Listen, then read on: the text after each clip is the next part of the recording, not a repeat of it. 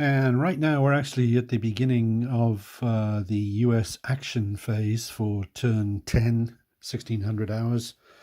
And I thought I'd pause, oh, well, I thought I'd do a little commentary here because we've had lots of interesting things happen in the Japanese fire phase.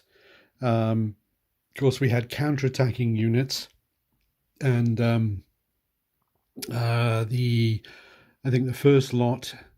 Let's see, they savaged these chaps here, and then I believe they would be the ones that went back to this position here. Then another lot came into contact with these chaps here and were destroyed as a result. So they saw them off. But we also had a lot of Japanese actions that resulted in a fair number of reinforcements showing up. So we've got these chaps here, for example. I believe that may have been the case here. So yeah, as the also these, I think they appeared as a tactical reinforcement that showed up on a close combat card.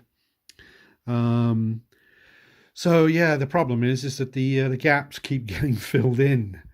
Yeah, so it's tough.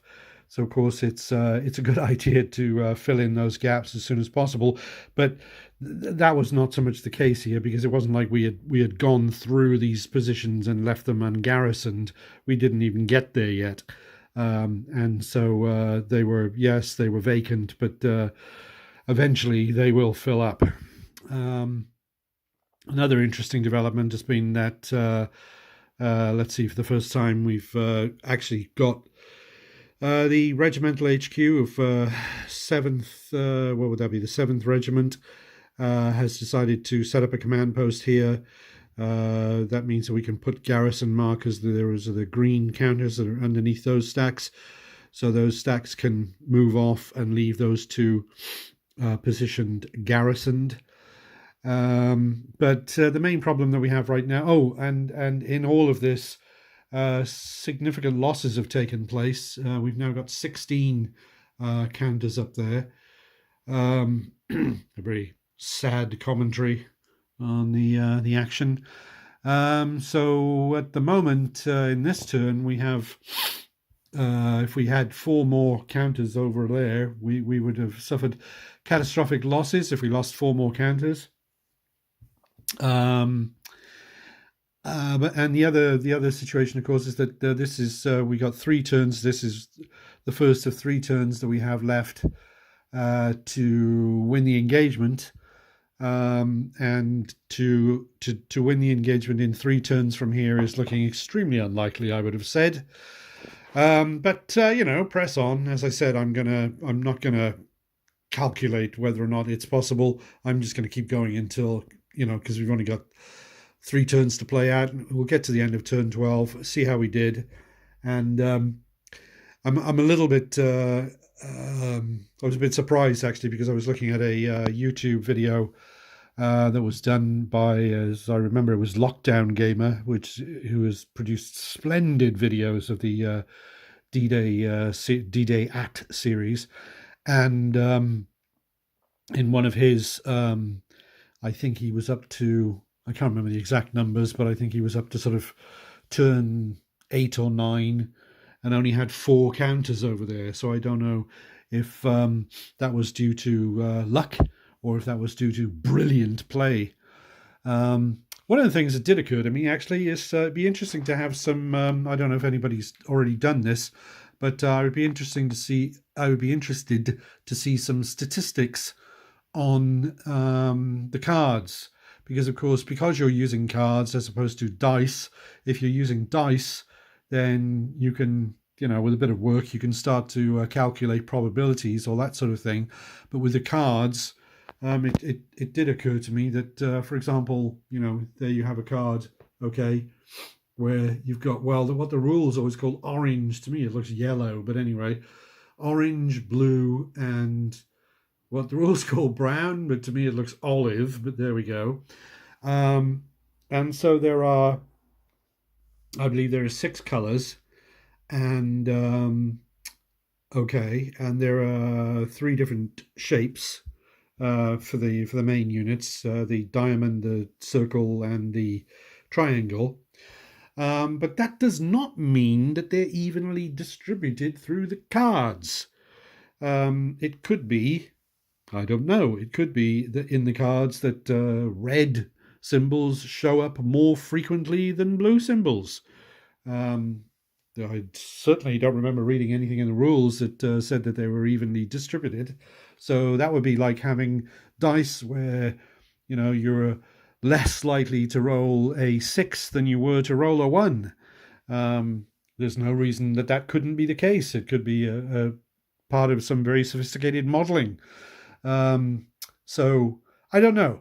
Worth looking into. Anyway, still enjoying the game massively. And again, still very much looking forward to being able to do D-Day at Omaha Beach when that becomes available. Okay, here's to it. Okay, here we are at the beginning of turn 11, which is 1700 hours. Let's see. The catastrophic loss rate has now gone up to 22. And 1, 2, 3, 4, 5. We have lost 17 counters over there. Notice, as I said before, I'm not saying units because a unit is actually typically is 4 steps. So we would take 2 of those counters to make up both halves, as it were, of the unit. So, typical unit is a company, I believe. Yeah. So anyway, so we're 17 over there, and the catastrophic loss is 22. This is the very beginning of the turn now. I haven't done anything yet, so I thought I'd just sort of take a look at what had happened in turn 10. We had some significant events. We had a lot of movement. Basically, as we can see, forces just sort of generally gravitating in this direction. The idea is the American commander is starting to scratch his head. He's got 2 turns left, so basically it looks inevitable that the victory conditions are not going to be met. But in the meantime, let's best foot forward and see what we can bag in terms of Japanese positions. So we've got our eye on here, for example. That one looks pretty tough because a unit there with a depth marker. Currently unoccupied, and then very tough down here, including coral positions here. Extremely tough. Other positions down here, but distinct lack of lines of communication. In the sense of, I don't mean in terms of the game, I mean in terms of roads. Yeah, so you've got jungle, and as you may know, you have to stop when you move into a jungle hex. So if you move from here, for example, you could go to there and stop. So it makes it rather difficult to sort of hack your way down this sort of route, regardless of how many bags of machetes you happen to have with you. As far as what happened then, we can see now we can see the garrison markers rather more clearly. Now the other units that were there have moved off in some sort of forlorn hope. An HQ from here, I believe it was, is shuttled off in this direction with a unit in the hope that some sort of contribution might possibly be made down here in the next 2 turns. I don't even know if that doesn't look very likely, does it? No. Let's see. Some free actions were used to move that unit out of this hex here. So that, I believe, the nickname for that was an Amtrak because it's an armored. No, it's an amphibious tank. That's the idea, isn't it? Something like that. And so that popped out from here. And then I believe the engineers came from here and went 1, 2 into there. Okay. so that they've got a threatening eye on them. It would be worth, if by some miracle this position could be cleared out, because this position is, of course, able to fire on the there we go, fire onto a landing hex. I was going to say firing onto the beach doesn't count. Firing onto a landing hex as far as the victory conditions is important. Okay, so there's that.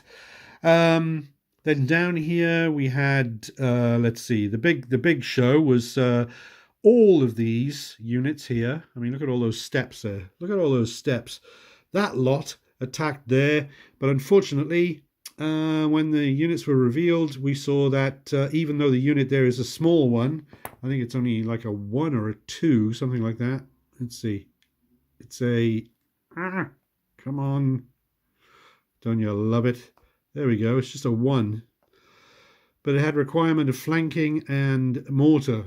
We had the mortar, but we didn't have the flanking, because they're next to one another. They would have to be 1 space 2, that sort of thing, to attack from 2 non-adjacent hexes.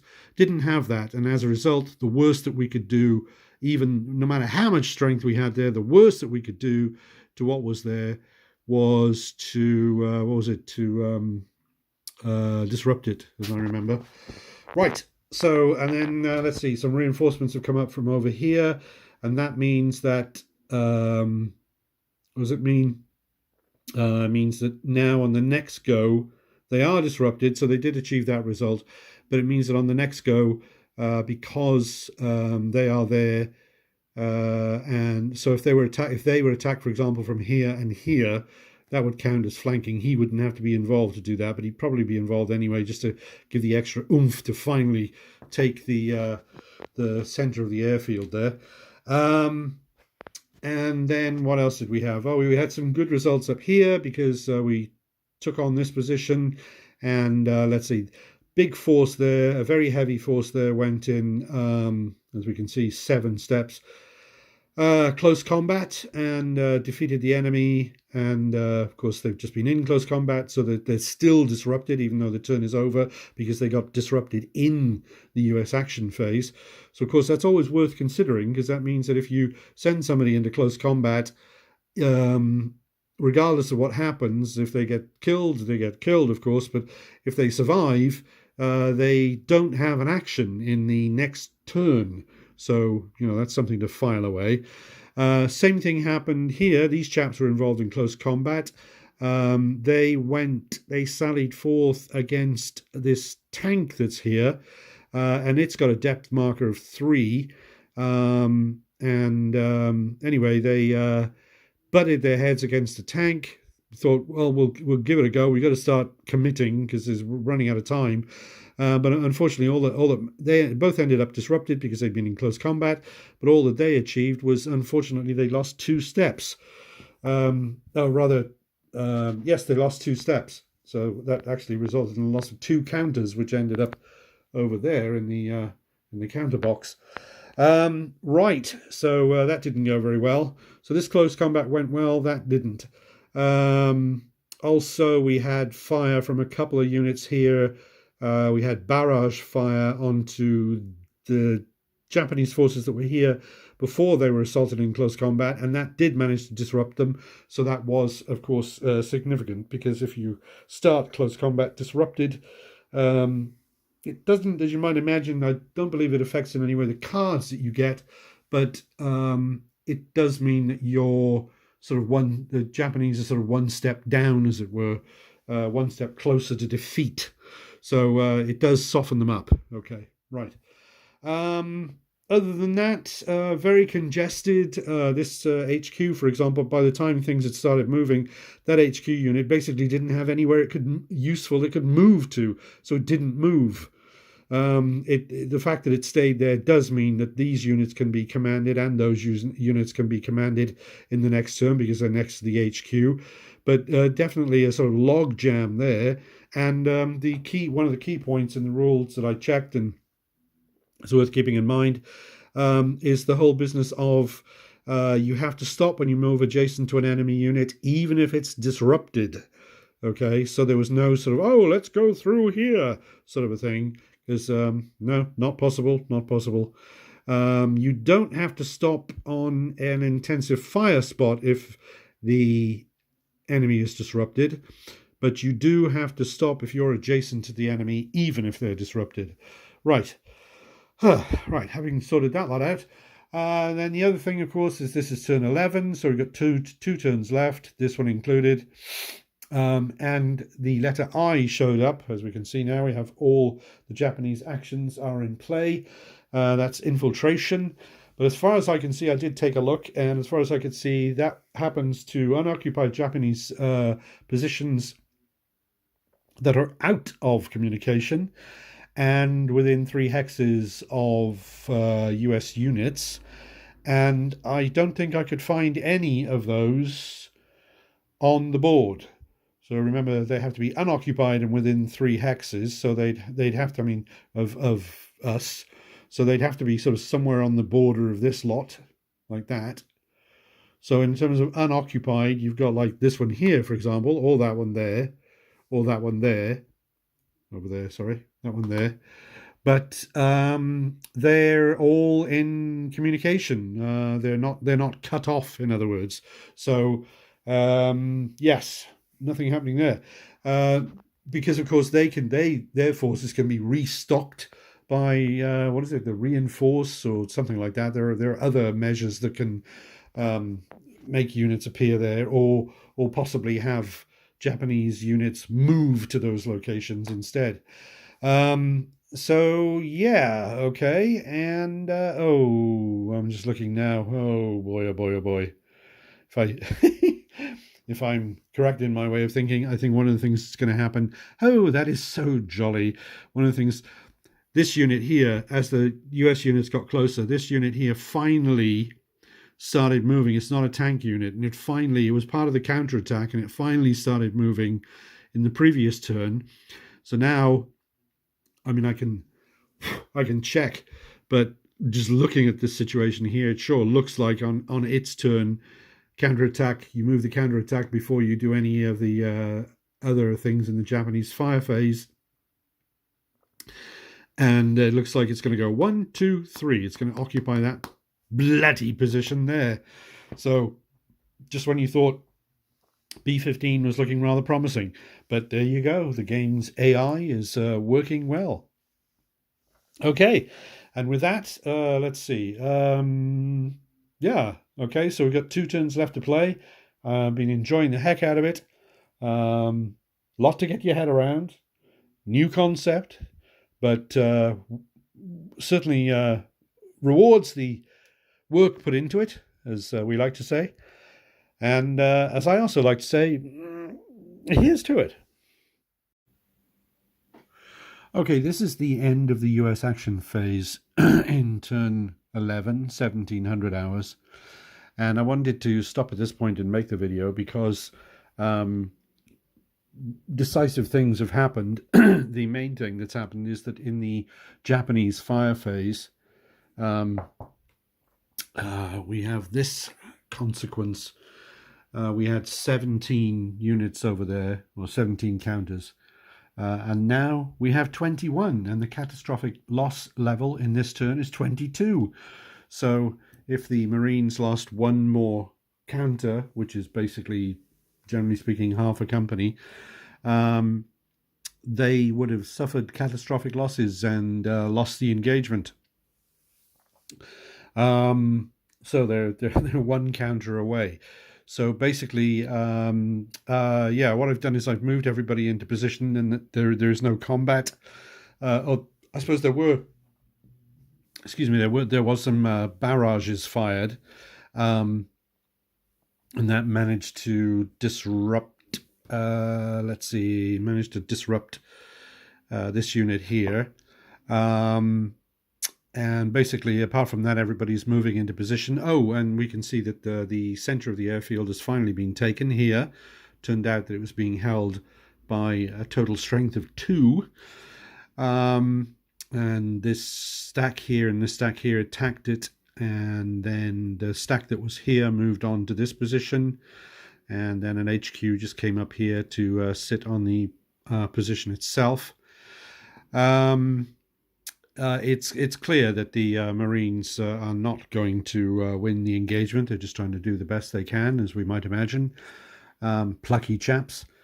And let's see, what else have we got? At the moment, the counters are oriented as the way I do them when I'm making the moves, where if they're pointing, I'll just generalize in sort of what's roughly a sort of 2 o'clock direction. Sort of, if there's the pointer, they're sort of going that way, that means they've moved.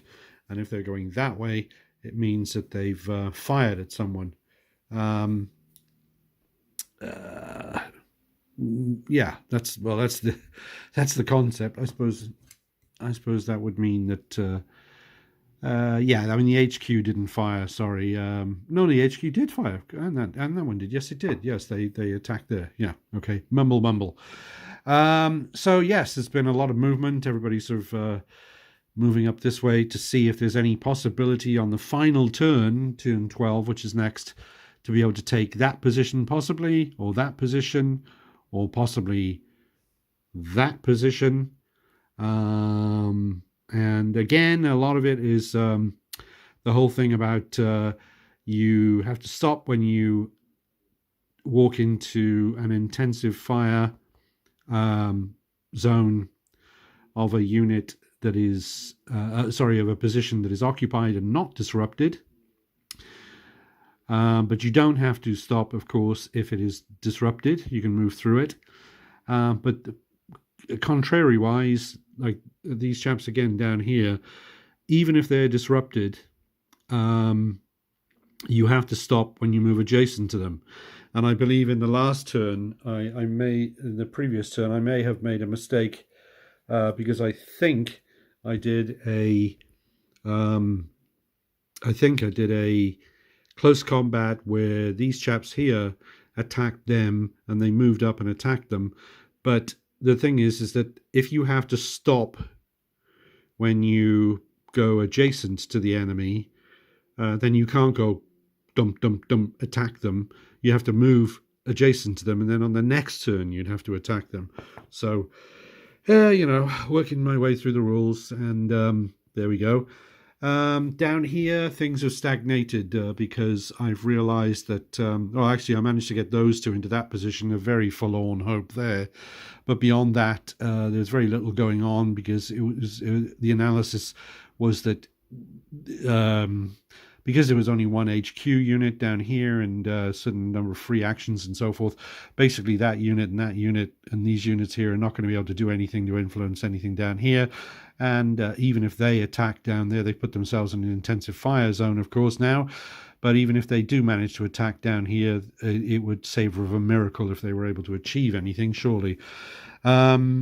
Right. So yeah. So as I say, the big thing was that fully 4 counters were lost over to the divisional casualties pile over there by a horrendous number of different Japanese actions that took place, with mortar fire and artillery fire came down onto the beach. Foolishly, these chaps here, I was taking a shortcut, and I'd managed in doing so to get them down onto the beach, and I think that was, I suppose it was necessary. Maybe they couldn't move that way because somebody else occupied the hex or something like that. But anyway, I'd forgotten that if you put them onto the beach, they become a favorite. They become a magnet for artillery fire. So get them off the beach is should be your watchwords, as it were, your order of the day, your standing orders. That's the word I'm looking for. Anyway. So that's where we are. Yes, they're not going to win the engagement, but they're hanging on. They're 1 counter away from a catastrophic loss. But of course, as soon as this turn ends, we know that they can now make it safely into turn 12, which has a catastrophic loss of 24. So that means that would take 3 more counters in the divisional losses box. I mean, I was getting ready, of course, as you can imagine. I was getting ready as we were working our way through turn 11 with the Japanese fire phase. I was getting ready that the catastrophic loss would indeed happen right there and then. And of course, it could happen. It only takes 3 more counters. It could happen now in the next turn. I can't remember what the rules are in terms of catastrophic loss. If you stop dead as soon as the catastrophic loss occurs, or do you play out the rest of the turn? I don't know. See about that. So yeah, that's the general situation. And yes, all very good stuff. Finely balanced and all. Well, knife edge as far as the catastrophic loss department is concerned. In terms of getting the positions that I need to be able to win, I'm very close to being defeated. Let's put it that way, or rather, the American commander is. But in terms of very close to victory, no, not very close to victory. So we'd have to. That would have to wait for a second bash at this game system. Right, so apart from that, onwards and upwards, and I'm sure we'll be reconvening again on turn 12, the final turn, 1800 hours. And I say here's to it. Okay, here we are at the end of the September 15 scenario. Turn 12, which is 1800 hours, as you'll recall. And the Marines have fought long and hard, but the commander was not able to achieve victory. And essentially, if we think of it in terms of, well, you've got the three different, so you have to have two of the three different categories to achieve victory, and those are that you have 14 positions in the B category. You have taken 10 positions that can fire onto the beach landing hexes, and finally that you take positions A5 and 6, which are these positions over here, 6 and A5. Very difficult to take because they are corals, so they've got double defense, but also the only way to get to them is you'd have to slog your way all through this lot, all the way through here, this little narrow strip of land here connecting the sort of main body with this bit on the end, and then slug your way down there through the coral. So didn't go for that. Of the 14 B type positions, remember B is just the letter assigned to the position. So for example, that's A7, and we look at this one, for example, that's B18. Okay, of the Bs, which are all sort of in this area here, that goes off into the A's, and that goes off into the C's, and then the D's are up there. Of the Bs, we managed to get 10 of the 14, so in round numbers, that's sort of 70% of them. And then in terms of the taking positions that could fire onto the beach landing hexes, and the beach landing hexes are the hexes that have these arrows in them. So, for example, not that hex, not that hex, these hexes down here.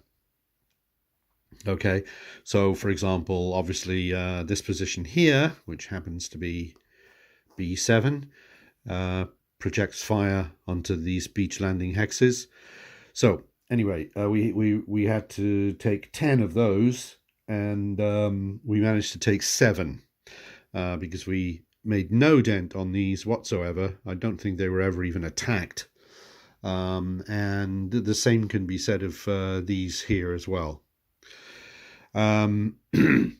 So of we had to get 2 of the 3 different ways to achieve victory. We didn't touch those at all, nothing to do with that. And of the other 2, we basically got about 7. In each case, we got about 70% of what we needed. 10 of the 14 Bs and 7 of the 10 positions that can fire onto the beach landing hexes. So we certainly lost the engagement. But, you know, we made, for a first turn, it wasn't a complete disaster. And as far as the catastrophic losses go, we've got 21 counters over there. And as I said, when you lose a counter, it basically represents losing about half a company. So we've got 21 counters over there, and it would have been a catastrophic loss if we had had 24 counters over there, which we don't. So we came pretty close to it, for sure. I think, I don't know, I mean, I can go back and look at the video, and presumably if you've got this far, you've already looked at the video of this whole engagement. And as I was a first-time player of the game, I realized that what I may have done early, well, when I compare this to what others, or at least a few that I've watched on YouTube, my losses seem to be very high. So I think perhaps what happened was at the beginning, when I had people landing on the beach, of course, it's easy to say, you need to get off the beach. Well, no kidding. But of course, if all these positions are occupied by the Japanese, then you've got all this intensive fire. So of course, yes, you're trying to move forward, but it's difficult. It's difficult to go anywhere. And of course, initially, you've got your 2 free action moves here, and you have no HQ units. So it's very difficult to get anyone to do anything, really. But I suspect that what happened, one of the things that happened was that I had losses that mounted very quickly. Of course, I can also imagine that someone else, if I played the game again, initially, it's an opposed amphibious landing, so we might imagine that once again we would find that the losses would mount very quickly. But perhaps I need to keep rather a closer eye on that. Just, get the hell off the beach and that sort of thing. Anyway, who knows? I've thoroughly enjoyed the game. One thing it has done is it sparked my interest in the Pacific War, which I have to say, up until now, with all my wargaming efforts, my interests run all through history. So I started out, I suppose, when I was about 13, I started out with Napoleonics, but quickly got into Ancients because of the Wargame Research Group Ancient Rules, which I had. But basically goes all through history. And I suppose a lot of the board games I've played, I suppose, are World War II, come to think of it. But virtually nothing on the Pacific theater. And this has piqued my interest in this. So I've watched for a second time. I've watched the marvelous HBO series, The Pacific, and I've also got Pacific the book and Pacific the audio book, and fascinating stuff. Different sort of enemy compared to the sort of thing that was going on. Certainly facing the Western allies. I mean, the British and the Americans. Certainly the kind of enemies that they were facing in Europe. This is a very different situation, where you've got in the book, The Pacific, they talk about hundreds and thousands of Japanese soldiers being killed in assaults. It's at a sort of Napoleonic level, as it were. Yes, very, very different type of war. And here you've got, the jungle and all that. No... Peleliu, I'd never heard of it before, quite frankly, and excuse me, very interesting. The system is splendid. There are things about it that I'm sure I will slowly learn and come to terms with, and I very much look forward to playing this system, of course, with D-Day at Omaha. Because that is something with which I'm very much more familiar and just generally very much more interested in as well.